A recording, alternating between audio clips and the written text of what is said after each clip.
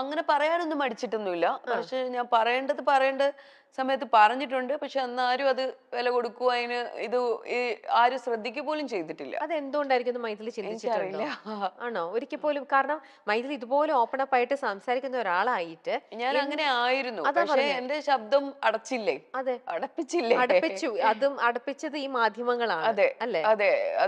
അതായത് ഒരാളെ ഒരു പെൺകുട്ടി എത്ര വയസ്സുള്ള ഒരു പെൺകുട്ടിയാണ് ഇത്രയും സഫർ ചെയ്യുന്നത് ഒരു ഫേക്ക് അല്ലെ ഇത്രയും ഒരാളെ കുറിച്ച് ഇങ്ങനെ വേണ്ടാതിനം പറയുന്നതിനൊക്കെ ഒരു പരിധിയില്ലേ?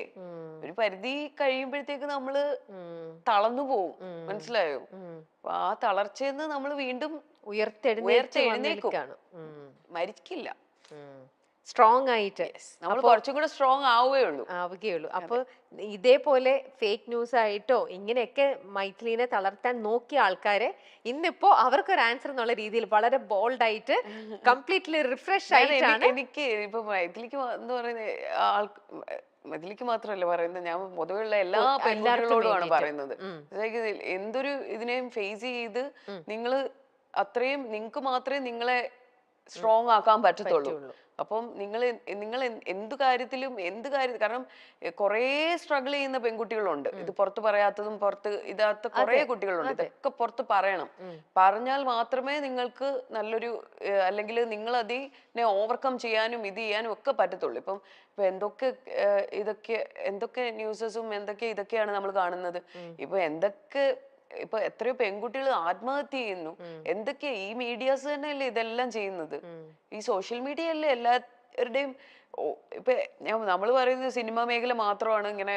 എല്ലാ മേഖലകളിലും പ്രശ്നങ്ങളല്ലേ? ആരെങ്കിലും തുറന്നു പറയുന്നുണ്ടോ? എല്ലാരും പുറത്തോട്ട് വരട്ടെ. അതെ, എല്ലാ മേഖലകളിലും ഉള്ളവര് പറയണം. അതായത് സിനിമ മേഖല എന്ന് പറയുമ്പോ ഓക്കെ, സിനിമ കുറച്ചും കൂടെ ഒരു കളർഫുൾ ഒരു സാധനമാണ്, ഗ്ലാമർ ലോകമാണ്. അപ്പൊ സിനിമയിൽ മാത്രമാണോ? നിങ്ങളോട് തന്നെ ചോദിച്ചു നോക്ക്, സിനിമയിൽ മാത്രമാണോ?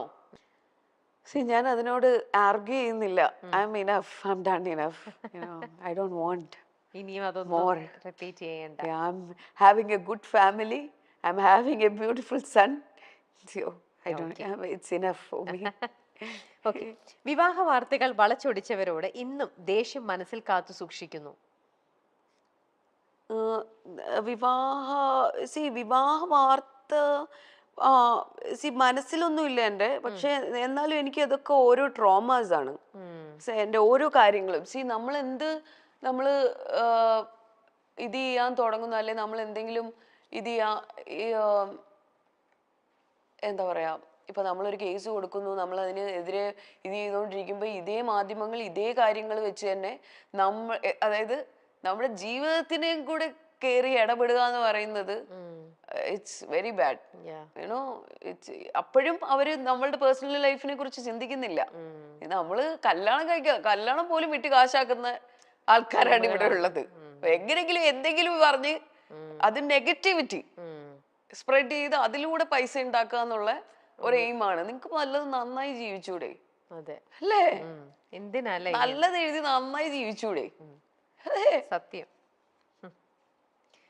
എന്തിനാ ഈ വളച്ചൊടിച്ച വാർത്തകളുമായിട്ട് ഒരുപാട് ആൾക്കാര് അല്ലേ? എന്തിന്റെ ഇതാണ് വെറുതെ ഓരോന്നും ഫേക്ക് ന്യൂസും ആക്കിക്കൊണ്ട്. നേരെ ഇനി ആരെ കുറിച്ച് എന്ത് എഴുതിയാലും നേരെ കംപ്ലൈന്റ് ചെയ്യുക, നേരെ പോയാൽ മതി. ഇനി പരിപാടി അതേ ഉള്ളൂ. അല്ലാണ്ട് ബാക്കി ഒരു പരിപാടിക്ക് നിൽക്കരുത്. ഡയറക്റ്റ് കംപ്ലൈന്റ് ചെയ്യുക, പരിപാടി ഇത് ചെയ്യുക. അല്ലാണ്ട് ഇതും പറഞ്ഞ് ഇതും സ്ട്രഗിൾ. നമ്മൾ വിചാരിക്കും ഓക്കെ കുറച്ച് ഇനി ഇവര് നിർത്തുമായിരിക്കും. ഇവര് നിർത്തൂല. ഇവര് ഒരാളെ ഒരു ഇരയെ കിട്ടിയ പോലെയാണ് അവർക്ക്. അവരങ്ങോട്ട് മെഴുകുകയാണ് അതിനകത്തിട്ട്. അവരിങ്ങനെയൊക്കെ ചെയ്യുമ്പോ അവര് വിചാരിക്കുന്നില്ല എത്രത്തോളം മറ്റേ പേഴ്സണലിനെ വേദനിപ്പിക്കുന്നുണ്ട്. അവര് പോകുന്ന മെന്റൽ ആ ഒരു ട്രോമ ഇതൊന്നും ഒരിക്കലും അവര് ചിന്തിക്കുന്നതേ ഇല്ല. മെന്റലാണ്. അത്തരം വിഭാഗക്കാരെന്ന് പറയുന്നതേ ഒരു മെന്റലാണ്. അപ്പൊ ആ മെന്റൽ ഇതിനകത്തോട്ട് നമ്മൾ ചെന്ന് പെടാതിരിക്കുക. Because it makes us mental. മനസ്സിലാവുന്നുണ്ടോ? അതാണ്. അപ്പൊ അതിനകത്തോട്ട് ചെന്ന് പെടാതിരിക്കുക എന്നുള്ളതാണ് നമ്മൾ ശ്രദ്ധിക്കേണ്ടത്. അതെ, അവര് ചെയ്യുന്നതിന്റെ അവർക്ക് കിട്ടിക്കോളും. അതെ, പണ്ടൊക്കെ പിന്നെ ആയിരുന്നു. സിനിമയിൽ നിന്നും മാറ്റി നിർത്തലുകൾ ഉണ്ടായെന്ന് വിശ്വസിക്കുന്നുണ്ടോ? വിശ്വസിക്കുന്നുണ്ട്.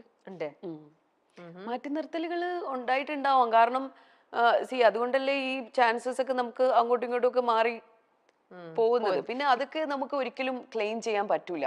ചിലപ്പം ഞാൻ പറഞ്ഞില്ലേ, ഒരു സ്ക്രിപ്റ്റ് ഇപ്പൊ ഞാൻ പറഞ്ഞില്ലേ, ഒന്ന് ഒരു വിഭാഗം ആൾക്കാർക്കോ അവർ ആ പടത്തിൽ വേണ്ട, അവർ ഈ പടത്തിൽ വേണ്ട എന്ന് തീരുമാനിച്ചതാണ് അവരൊരു സർക്കിള്. പിന്നെ ഒരു വിഭാഗം ആൾക്കാരെന്ന് പറയുന്നത്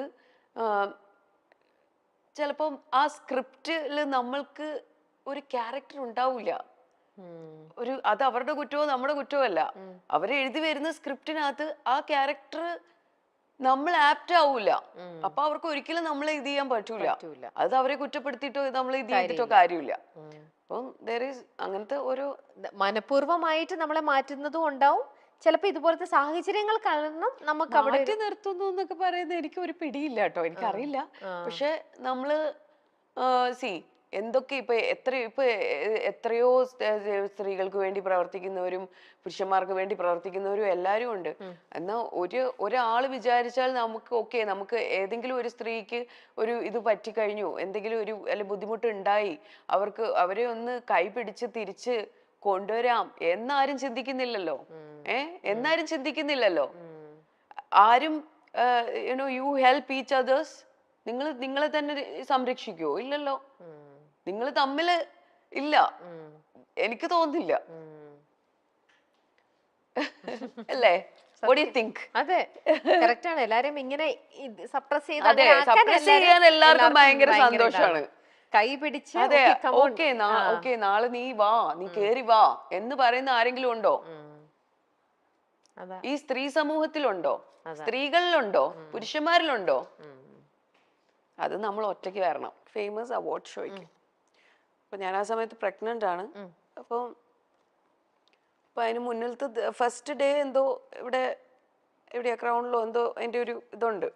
അപ്പൊ അതിന് വരുവാണെന്നുണ്ടെങ്കിൽ ബാക്കി പിറ്റേന്ന് മറ്റേ ഇത് വരിക. അപ്പൊ ഞാൻ പറഞ്ഞു, ഞാൻ എന്തായാലും ക്രൗണിൽ വരാൻ പറ്റൂല, ഞാൻ ഡയറക്റ്റ് അവാർഡിന് വന്നോളാം എന്ന് പറഞ്ഞു.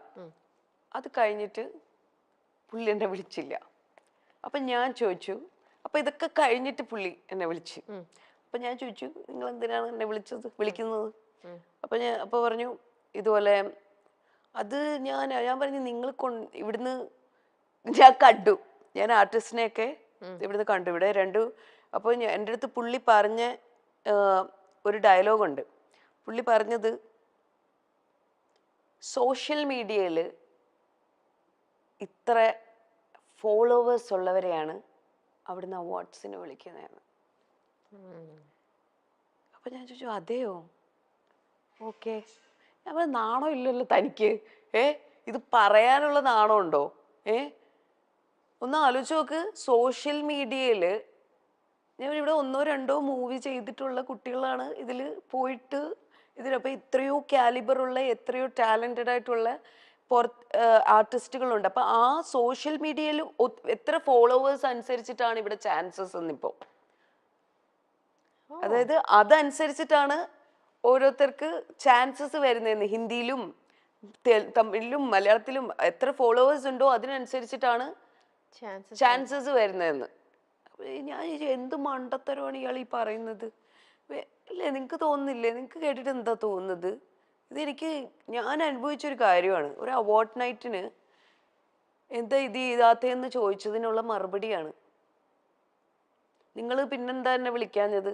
നിങ്ങൾ വിളിച്ചില്ലല്ലോ, നിങ്ങൾ ഇതിന് വിളിച്ചിട്ട് ഇത് ചെയ്യാന്നല്ലേ പറഞ്ഞത് എന്ന് ചോദിച്ചപ്പോൾ പറഞ്ഞു, അത് മറ്റേ ഇതാ കാര്യമെന്ന്.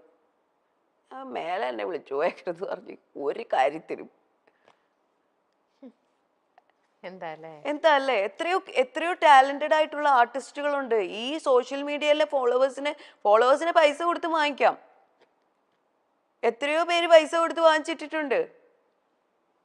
ഞാനൊന്നും പൈസ കൊടുത്തല്ല വാങ്ങിച്ചിട്ടുള്ള കേട്ടോ. എനിക്ക് ജെന്യൂൻ ആയിട്ടുള്ള കുറച്ച് ഫോളോവേഴ്സേ ഉള്ളൂ, പക്ഷെ ജെന്യൂൻ ആയിട്ടുള്ള ആൾക്കാരാണ് കേട്ടോ. ഞാൻ ഇത്ര ആക്റ്റീവായിട്ടുള്ള ഒരാളല്ല, പക്ഷെ മനസ്സിലാവുന്നുണ്ടോ? അപ്പൊ അങ്ങനത്തെ ഒരു എക്സ്പീരിയൻസ് ആണ് എനിക്ക് ഇങ്ങനത്തെ ഒരു സാധനത്തിൽ നിന്ന് കിട്ടിയത്.